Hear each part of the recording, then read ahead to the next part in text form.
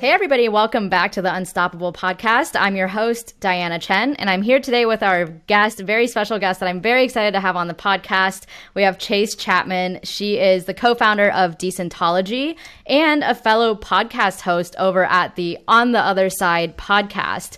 Welcome, Chase. Thanks so much for being here. Thank you. I'm excited to chat. I have always loved the Unstoppable podcast, so I'm super excited to be chatting with you. I am a huge fan of On the Other Side podcast, so Yay, I'm honored that you're here today.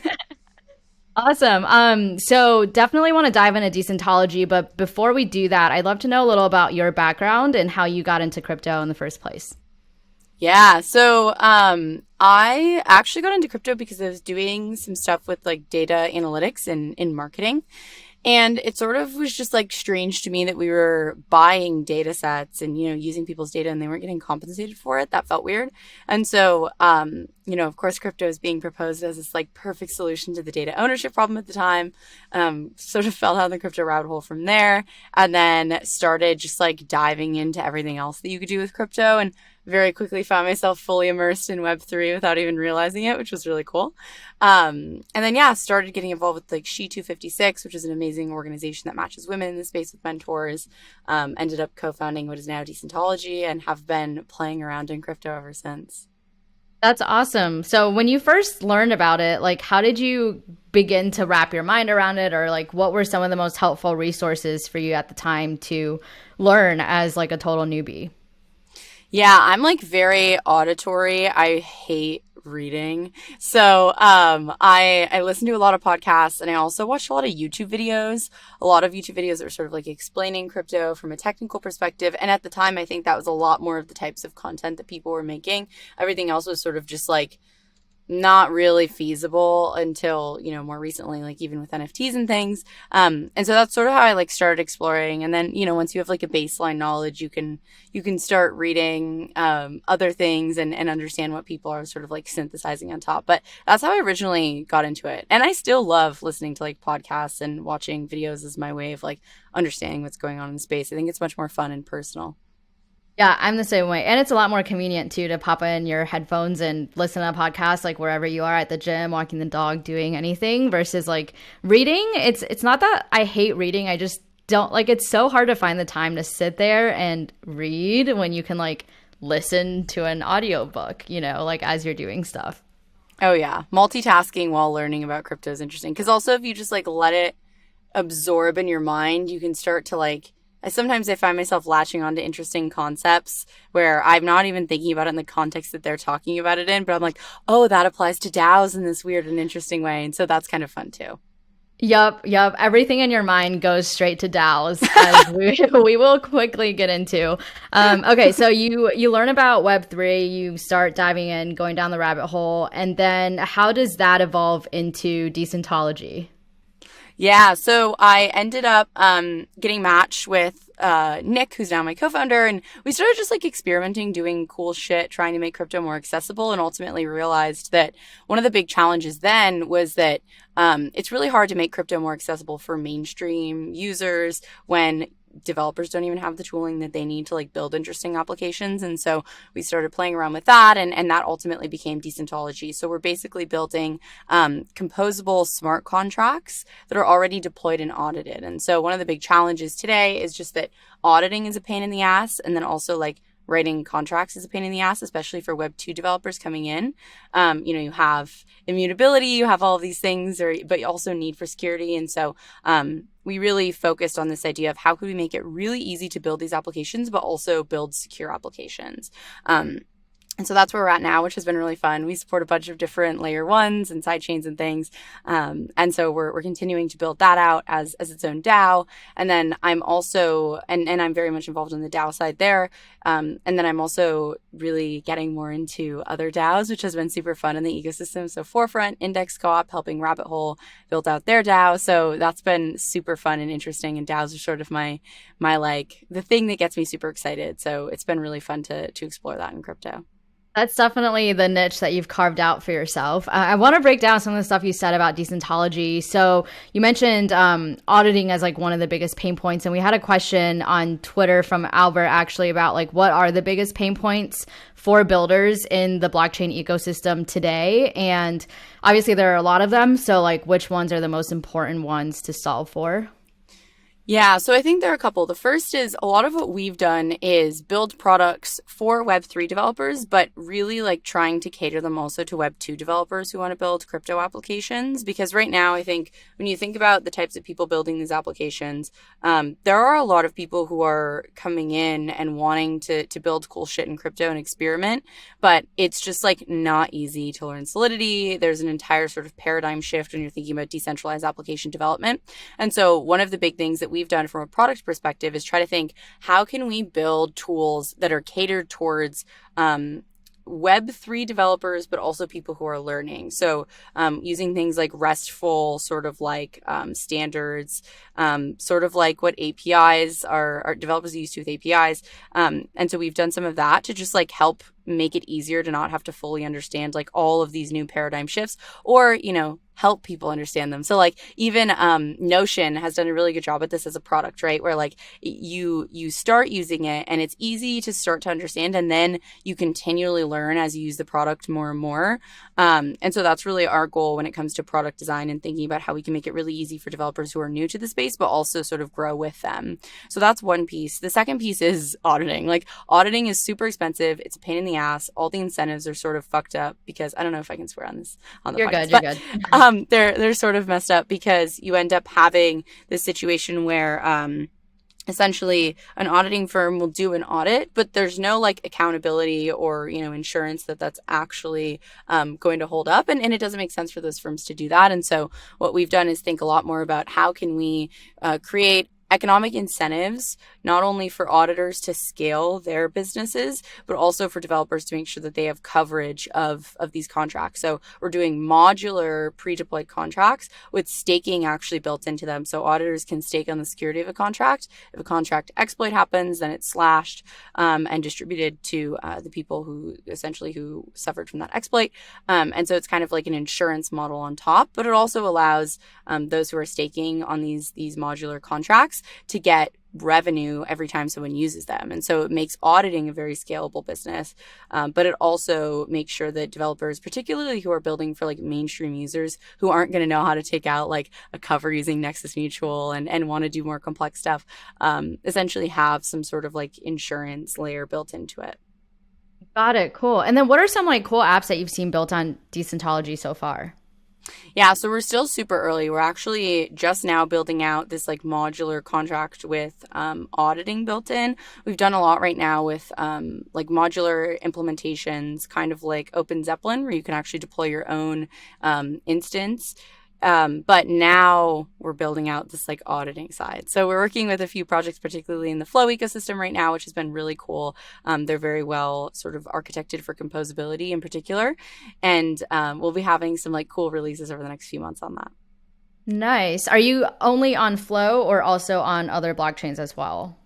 Yeah, so we support Ethereum, Flow, Solana, Polygon, Avalanche. We support and a few others. Okay. We support like a reasonable amount of layer ones. But when it comes to this composability and auditing piece, we're sort of slowly rolling this out. We want to make sure that we're building these stronger ecosystems, which will ultimately be DAOs, within each of these ecosystems before we sort of fully send it across them. We think sort of depth and like building out a really strong ecosystem is important before we go and try to do it across a bunch of different layer ones and side chains. Okay, so tell me more about this DAO thing.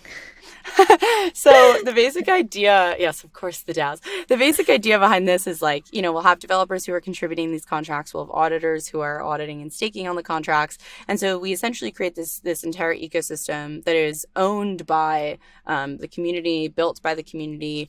And to us, that's really important. That's something that's been, you know, that's basically existed in the open source ecosystem for a really long time. It's just that there's no way to make it so that the people who are contributing actually owned the product and the upside. And you sort of had this where like maybe a company like Facebook came in and either funded the development of certain open source products, but it was never really like the actual contributors were seeing massive upside. And so what we're really excited about is enabling that. And I think that's why I love DAOs, is like it's not just for this use case. It's really like across the board, DAOs enable this upside that you just would never be able to have in a traditional like community. I like to say like DAOs sort of give you the freedom of freelancing with the upside of ownership. And I think that's really, really powerful. And so that's what we're building at Decentology, but that's also what we're seeing sort of like play out in the Forefront community and Index Co-op. And so that's what gets me super excited about DAOs. Well, okay, so let's dive into more of that. So Forefront, Index, what else am I missing? Remind people like what are all the DAOs that you're a part of? Yes. So the DAOs that I like actively contribute to are Decentology, which I'm much more like in the community now. I think it's really important to have one founder definitely working operationally, but another founder that's actually like much more deep into the DAO community. I don't think you should build a DAO if you've never been a part of one and aren't actively contributing to DAOs.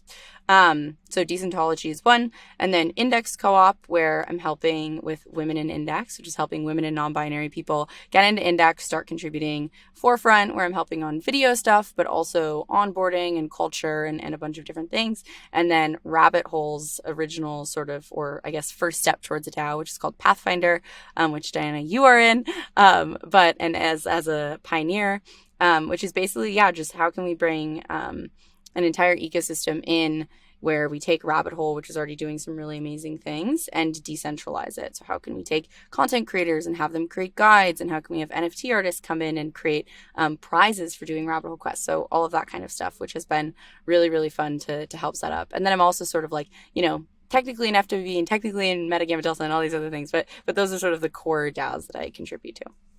Okay, that's already a ton. I feel like most people are only active in like maybe 1 to 2 DAOs, so that's already a lot. And then one of the questions I hear the most from people that are new to DAOs and curious to learn more is like, where do I even start? Like, how do I even go about finding a DAO that I want to join? And then how do I go ahead and get started? So I'd be curious to hear like, how did you discover those DAOs that you're part of, Forefront, Index, Rabbit Hole, all of these, and what was it about these DAOs? Because now there's hundreds of DAOs out there. So what was it about these DAOs specifically that made you want to, be an active contributor there? Yeah, so I think like sort of tactically, one of the things that's really underrated that I wish people were more open about is lurking. I think, if you're like essentially interviewing for a company, or you want to work for a company or work with a company, there's no instance in which you can go into like their Slack and just see what the vibe is, but you can do that in DAOs. And I think everyone should be doing that in DAOs. Like go into the Discord, see if you vibe with the people. I think that's the most important thing, because product is going to change. The way that things sort of unfold is always changing in crypto. But if you like the people that you're working with, I think it's massively more important. And so that's sort of how I ended up where I am and contributing where I am. So for Forefront, I like discovered them. I don't know. I was digging into DAOs. I think I probably came across something that Cooper Turley wrote or something like that. And essentially was like, oh, this is really cool. I'm going to, check it out. And I really liked the vibe. I really liked Carlos and Jihad. They were thinking in really interesting ways about social tokens and DAOs. And Carlos definitely likes to build shit, which is really cool because it's sort of like a bias towards action. And so I really liked that. Index Co-op was the same way. I met Simon and I was like, yes, I definitely want to help make this happen. I know you had him on the podcast. He's an awesome person. And, yep. and I think embodies a lot of like the culture of Index, which was really cool. So that's sort of how I've like gone about finding these things. And with Rabbit Hole, I knew Brian before and had always loved Rabbit Hole. And so it sort of worked out really well. And even with Decentology, we've seen that where people are passionate about the concept of building these types of tools, but also just like vibe with the community. We did a flow boot camp actually that was really cool because essentially the people who loved the boot camp and liked the community vibe ended up becoming contributors. And that was a really cool way for people to sort of experiment. So I think that type of experimentation is really important, and figuring out who you vibe with is like the most important aspect. And then, once you actually decide that you like a community, I will say it can be like a little bit uncomfortable. I think this is something that we don't talk a lot about in DAOs, but figuring out where you fit in is not easy. And sometimes it's not supposed to be easy because you want to have people who are like willing to take a little bit of time, be a little bit uncomfortable to figure out where they can provide value. And so sometimes it means lurking a little bit more, hanging out in calls where you don't really know where you fit in yet. And I think slowly those opportunities emerge and it becomes very clear where you can step up and provide value. Yeah, for sure. And so obviously every DAO is going to be a little bit different. And you have some DAOs like Index that have a full onboarding built out that like does really good job of walking a new person through what the product is and how to get involved and things like that. What has been your experience with all the different DAOs that you're actively contributing from, of like how you went from being a lurker and just checking out the vibes to being like, okay, like this is where I identify like I can provide value and like actually stepping in and helping. Like how does that, I think that is like the transition part that is uncomfortable for a lot of people and that people are therefore scared to, go after because it's uncomfortable. And so what was that like for you, like with all the different DAOs that you're part of?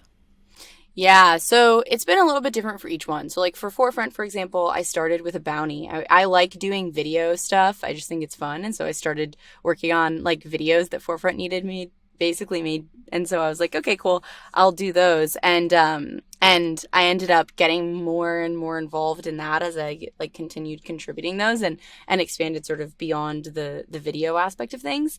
For Index, it was like, hey, I know Simon, and Simon is like, hey, we need more women, in Index. And so I sort of stepped up there. I think tangibly having something that you can work on as a smaller task at first to not just understand where you can provide value in a small way, but also just like how the DAO works, who's working on what the process is for getting paid and contributing and all that kind of stuff is really important. So if you can find something small that you can do, I think that's massive. Honestly, one of the best ways to do this is just scribing, like taking notes on meetings is incredibly helpful. There's a massive value out there. People will sort of start to know you, at least within the community. And I think that's really important. And so finding something tactical that you can do that's small to get your foot in the door, I think is really useful. Beyond that, I think starting to attend some of the working group or guild meetings and seeing what each working group is up to and where your sort of skills might fit into that is really useful. And then from there, sort of that usually these calls will have like an opportunity for someone to step up and take responsibility for something. And that's where I think people who are trying to get their foot in the door and move more deep into the DAO can start stepping up. And then, of course, you start taking on responsibility for projects. And before you know it, you're like a full-time contributor to DAOs, like pretty easily. I think DAOs do tend to bias towards distributing responsibility for work within a group. And I think when that happens, if you can be the one who responsibility is distributed to and you step up and do it, then you can really start to like lead some of these efforts and things like that. For sure. And if you had to design your like perfect onboarding process for a DAO, like what would that look like? That's such a good question. I always plug this, but I think Index Co-op has the best onboarding process by far. Agreed. It would be like probably, I don't know, it shouldn't be just like a direct copy of theirs because I'm sure that there are things that need to be improved in it. But just for anyone who's not familiar with it, the way that they essentially work is you fill out a new joiner form. You share what your skills are, what you'd be interested in, basically information about you.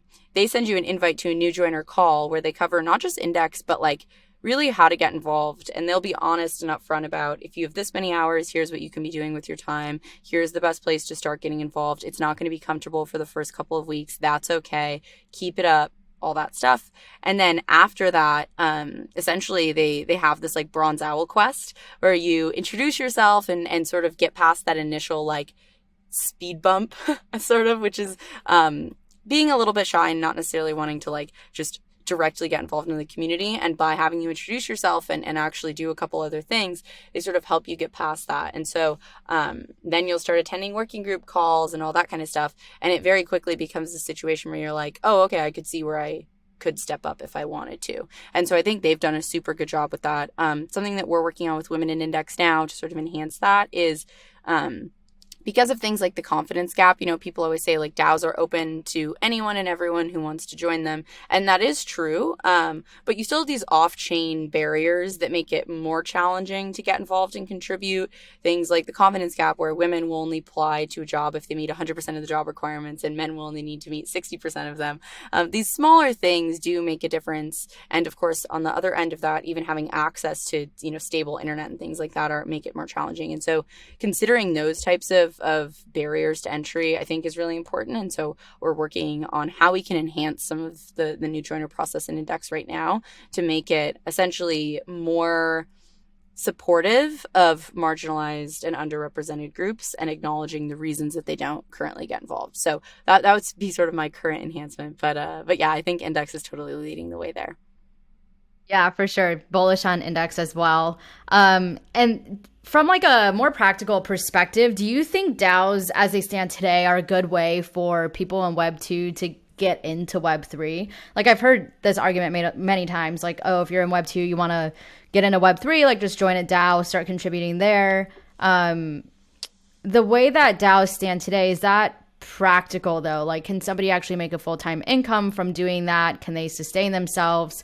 Can, the average person who isn't like a super go-getter and like very outgoing and, likes to take initiative, can somebody who's just like an average person join a DAO and get involved and actually like learn something from it, be able to contribute and like be able to sustain themselves financially as well?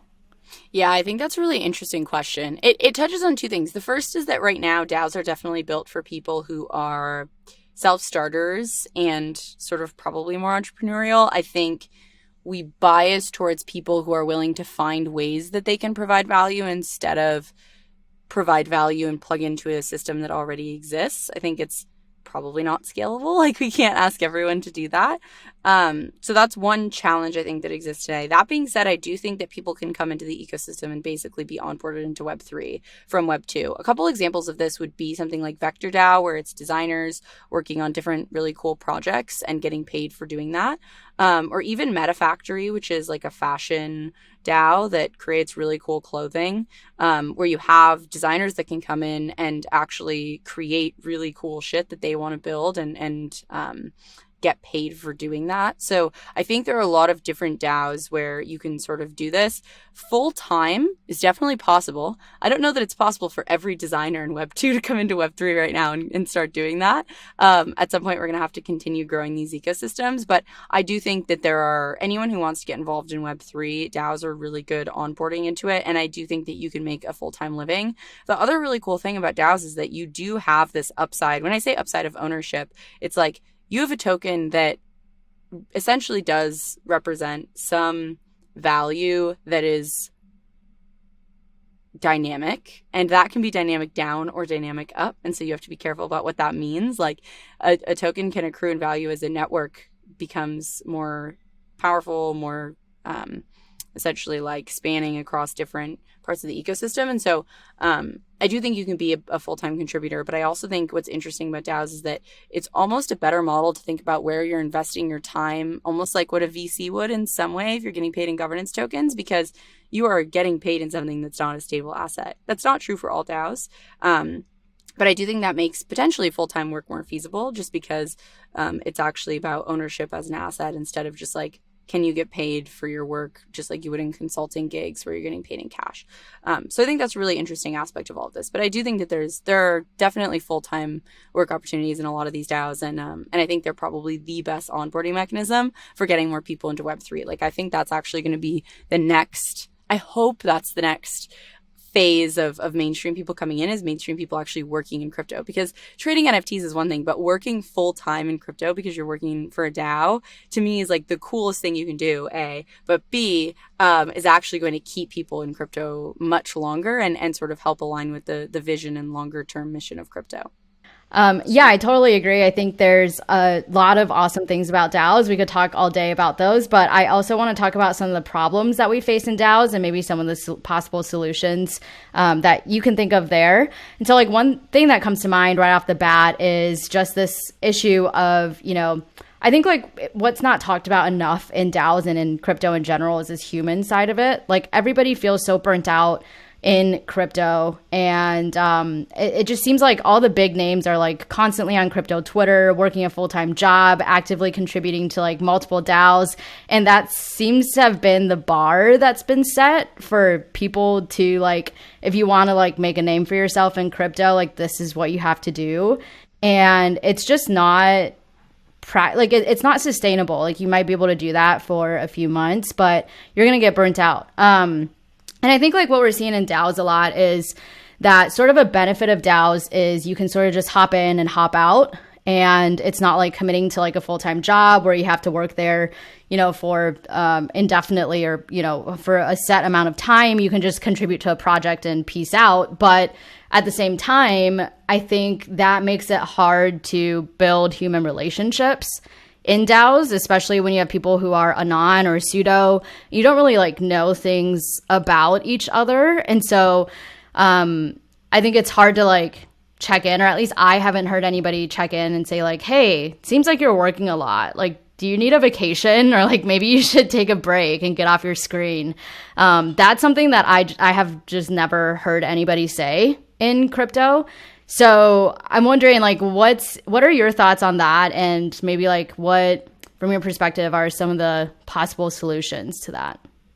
Yeah, I think there are like two interesting threads here, both of which I've thought a lot about. So the first one is just like mental health in the metaverse in general, because Ethereum and crypto is sort of like this infinite game. You know, you always have something to be minting. There's always something to be paying attention to. The opportunity cost of getting work done is incredibly high because there's so many NFT drops all the time. And so it's this really interesting challenge of how do we balance this infinite game with just like being humans who need to like take breaks and enjoy life at the same time. And I think this is something that I've been thinking a lot about in the context of addiction. So when you think about like Ready Player One and this idea that you're escaping your sort of real, quote unquote, real life for this like game, I think what is most interesting to me, and I'm still very much forming like a thesis on this, is there's been a lot of research that addiction is a learning disorder, where you actually, your brain starts to associate something, whether it be a substance or Twitter, with being able to escape this like other reality that you live in. And so I think part of what we need to do when it comes to this type of balance is actually start thinking about how we can help our brains exist in the metaverse while still not sort of being addicted to the escape of it. And I think that that's something that we haven't had enough conversations about, particularly in crypto, where these monetary incentives actually manifest in the real world, where like if you make $1 million flipping NFTs, that is a real tangible change to your life. And so I think it's really easy to justify doing some of these things when actually a lot of it is sort of like addictive behavior in an interesting way.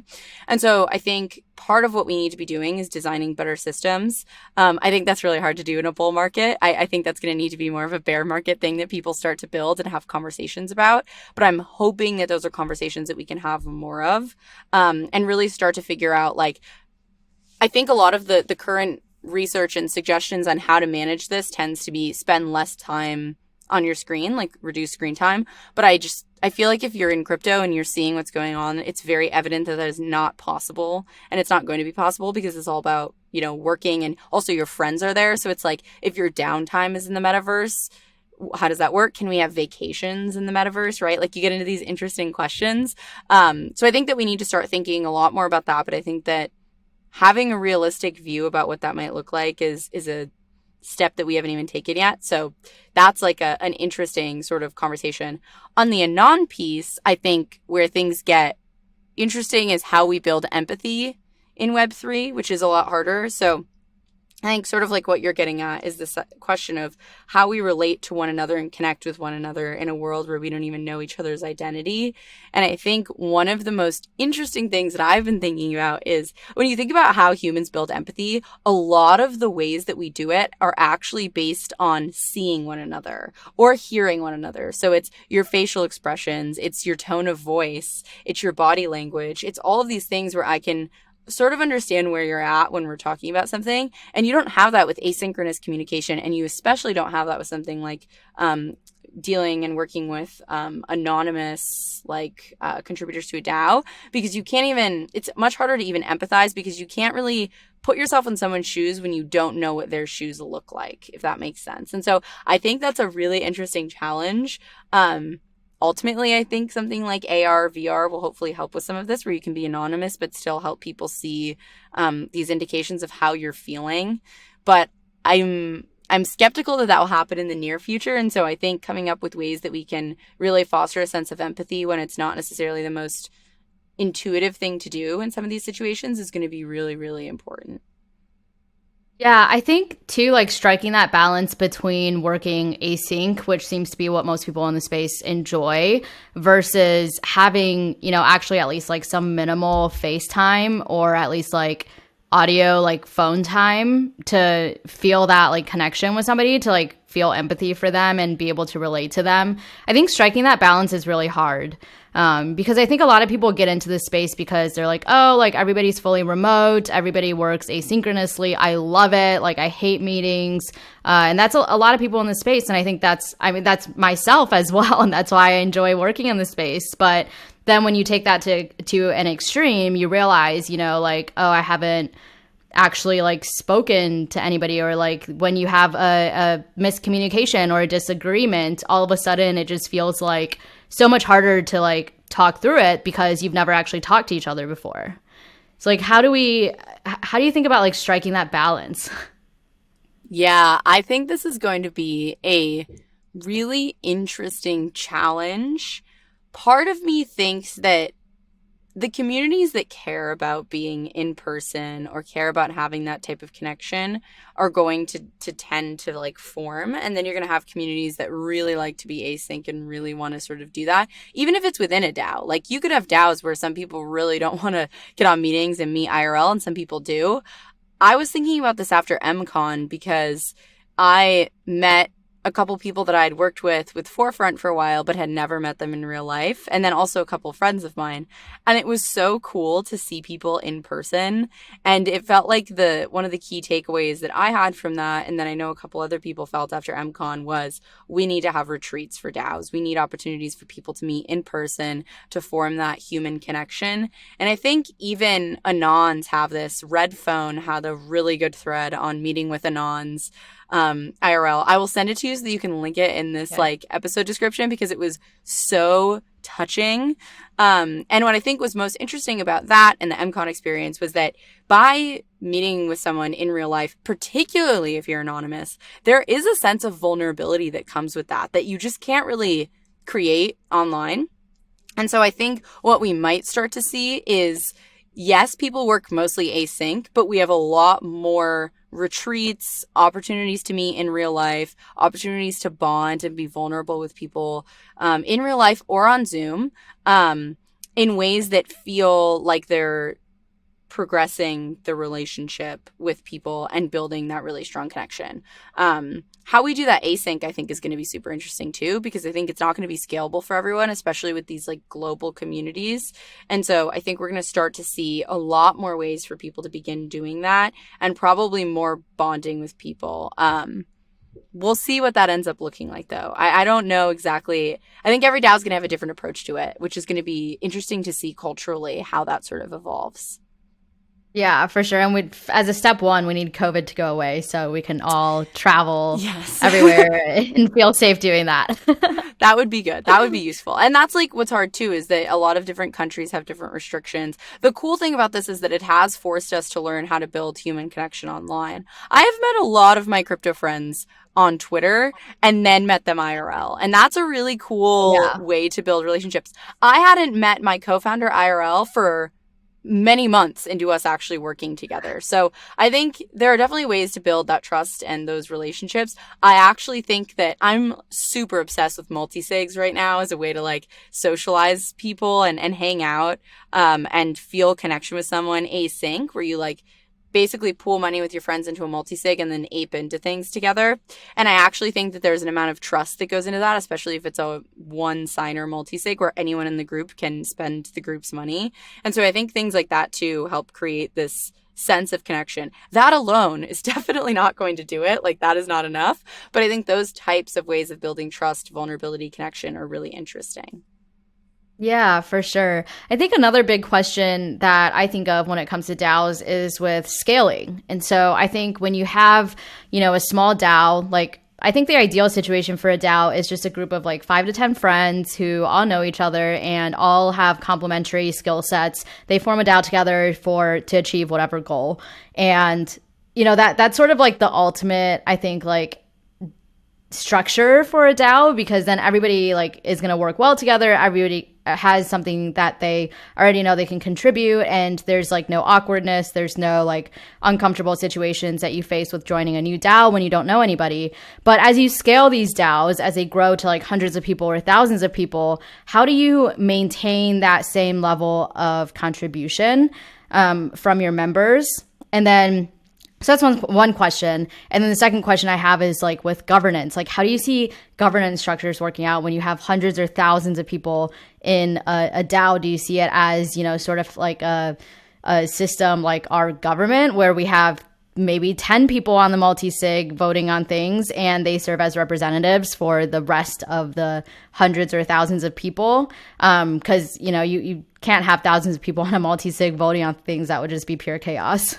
No, that would be quite bad. I think so. On the like DAO's scaling point, I think that there are two types of approaches that we're going to start to see emerge. The first is DAOs that are not supposed to scale, like DAOs that are intended to be those small groups, service DAOs like FireEyes, which is what Cooper Turley has worked on and through.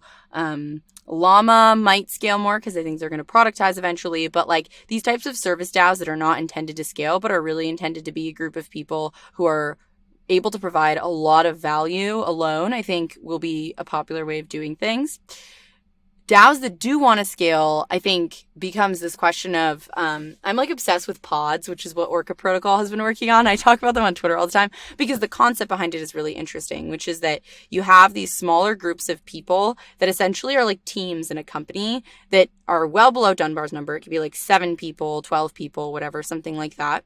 Much more intimate group that are actually working on these challenges together as a unit. And I think that that is exactly how DAOs scale. So I think a lot of times when we think about scaling, we're like, oh, they're these monolithic, completely decentralized organizations. How is this going to work? The reality is that they're small groups of people working on very specific scopes. When that all comes together, very much like in a company, you get an effective organization. And so I think that's how DAOs scale, essentially, which very nicely dovetails into this governance question.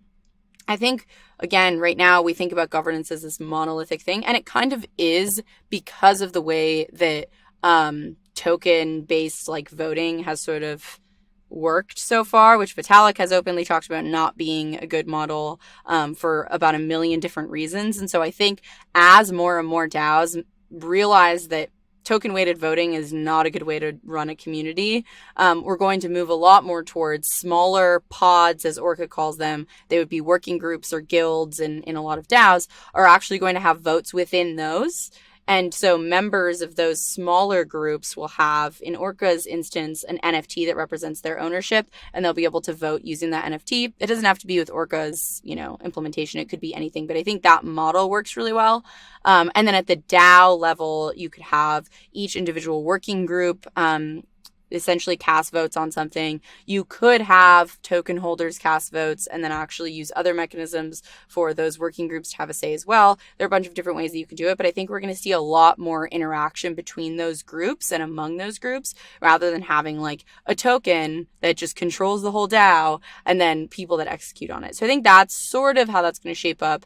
I'm really interested in this concept of like commitment-based voting within some of these groups where you have, for a given proposal, a scale of like 0 to 5, 0 being, I disagree with this proposal. Maybe 1 is like, I have concerns, but I'll talk them out, all the way up to like 4 or 5, which is like either I want to contribute and help build this or I want to lead it, would be 5.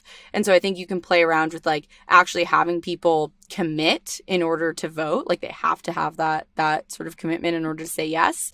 And you can combine that with all kinds of interesting models like quadratic voting and stuff to really like create some really interesting inter-DAO models. So I think there's cool stuff that we can experiment with, and hopefully that will be sort of the next year of DAO experiments that happen. One of the main things I'm hoping that comes out of that is this question of governance, because there's a lot to play around with that I think we haven't even touched yet. That's super. The commitment-based voting is super interesting, and I could definitely see that rising up as, you know, an effective model for both addressing both of those issues, governance and, you know, scaling and keeping people actively involved. One question we got from Twitter, this is from Nick Bishop. He said, what are the main hurdles preventing DAOs from replacing all corporate structures? Which I think is an interesting question. A lot of people have been saying, you know, all organizations will be DAOs in the future, like corporations won't survive in the next 10, 20 years. What are your thoughts on that? Do you see that happening one day? Do we need, is that something like we're after? Is that a goal? Or like, can DAOs and corporations like exist side to side just fine? I think that we'll probably move towards a world in which a lot of the digitally native organizations that we currently have will be DAOs, just because it makes more sense for communities to own those things. In the short term, the reason that I think DAOs are not replacing every single organization is these things take time.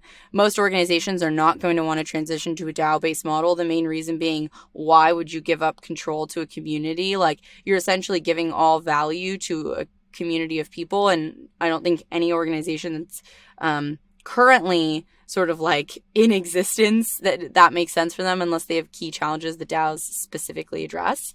In the longer term, I hope that this happens. Like, I hope that we have a massive ecosystem of DAOs. When you even think about something like co-ops, where like the workers own the means of production, ecosystems of co-ops are much more successful than isolated co-ops, because when you're isolated, you have to buy into this like old way of doing things. You have to take money from banks or venture capitalists. And so you slowly sort of give off ownership to other people that are not the community. But when you have an ecosystem of DAOs, you can exist within this like very cooperative society. You can actually do things like treasury diversification with other DAOs, where you essentially have this ability to like share upside in each other and incentives to collaborate and all that stuff.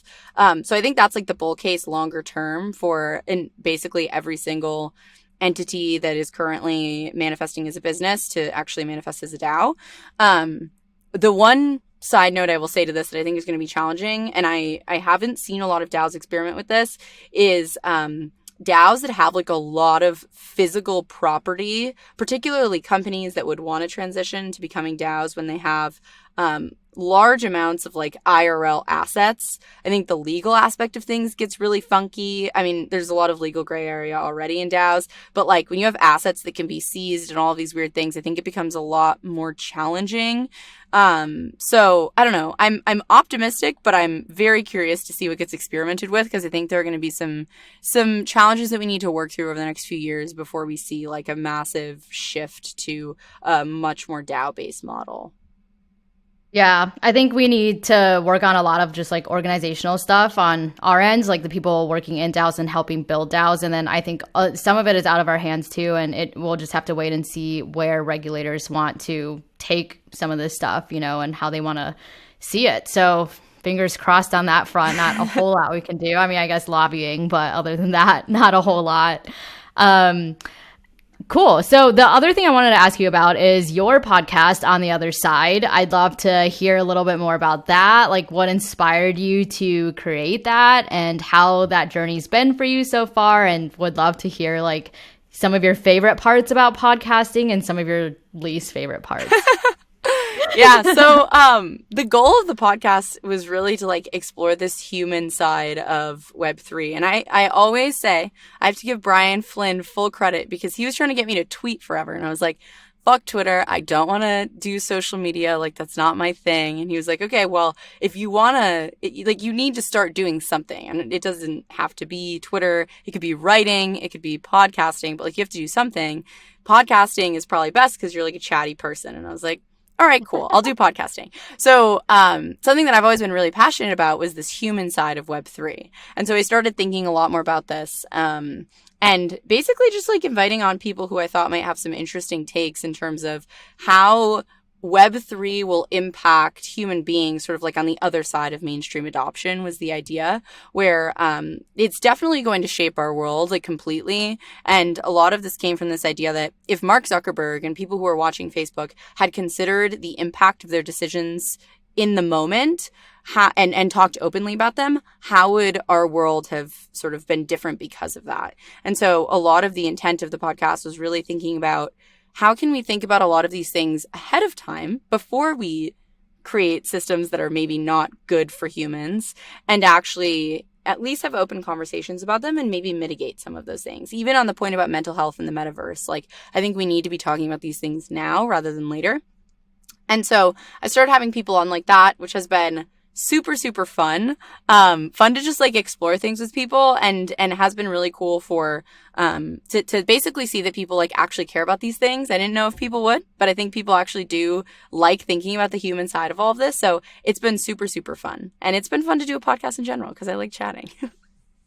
That's awesome. Yeah, I think it's a really important topic. And I think it's something that, for whatever reason, still feels a little taboo to talk about. I mean, I think mental health still feels taboo to talk about. And then I think, like, in a space that's so ambitious and so fast moving, I think it's hard for people to be like, hey, you know what? Like, I need like a vacation. I'm going to stop off crypto Twitter for a week because I need this, like, for my own sanity. For some reason, like, it just feels like either taboo or like embarrassing, or people just don't want to admit to like being human in a space that, you know, maybe it seems more like it's shifting more towards like robot dominance than humans running the space.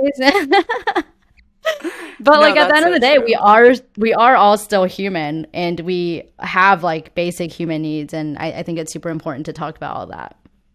Oh, yeah. And I think one thing that is a challenge for something like that is actually making sure that when we're having these conversations and when we're talking about mental health, like we're doing it in a way that isn't just theoretical. Like, people love talking about things in crypto because it's intellectually stimulating and all that stuff, but actually practicing it and creating a culture where we're encouraging people to like actually take that time, I think is super, super important. And hopefully, like, yeah, a bear market will help with this. I think like bull market mental health is like a bigger challenge, but I don't know. There's sides to both. So hopefully I can continue having those conversations and go deeper down random rabbit holes. That's a really good point, too. Actions speak louder than words. I usually try to tweet every weekend, like, here's your weekly reminder to step away from your screen and get out in nature. And then, like, 2 hours later, I'm, like, up there tweeting again. So that's obviously not a great way to show that I meant what I said. But 2 hours is so good. Like, sometimes we have to start small, truly, because we're like so plugged in that a day away is like probably asking too much. I think it's about habits and practicing that too. I'm not always the best with this. Like, even though I didn't want to use Twitter, I started using Twitter. Now I'm like, oh, Twitter is where my friends are. It's where I think about things. So I think it's about creating a practice of stepping away, and that's not easy. Yeah, habits are not easy to form, but we'll all get there. We're all going to make it, as they say. Yes. All right. Well, Chase, thank you so much for taking the time. I know we have to hop off onto something else. So before you go, just tell people where they can find you if they want to connect with you personally. And then also, where can people go to learn more about Decentology? Yes. So on Decentology, you can find us at Decentology on Twitter. We're also at Decentology.com. And then for me personally, I'm at Chaser Chapman on Twitter. It's just Chase Chapman, but with an R in between. And then you can also check out On the Other Side at othersidepod.xyz. I think that's what it is. I'm not positive. I will send you the official URL so that you can link it in the show notes. I think that's right. I just checked it out recently. I think it's otherpod.x on the other. It's one of those variations. It is a .xyz. I remember that part. It is a .xyz. I never remember what the actual thing is, but it's also in my Twitter bio. So if you find me on Twitter, then you can absolutely check out the podcast too. Go to Chaser Chapman on Twitter and you will get all the links there. Thanks again so much, Chase, for being here. Thank you everybody for tuning in, and we'll be back again soon with another episode of the Unstoppable Podcast.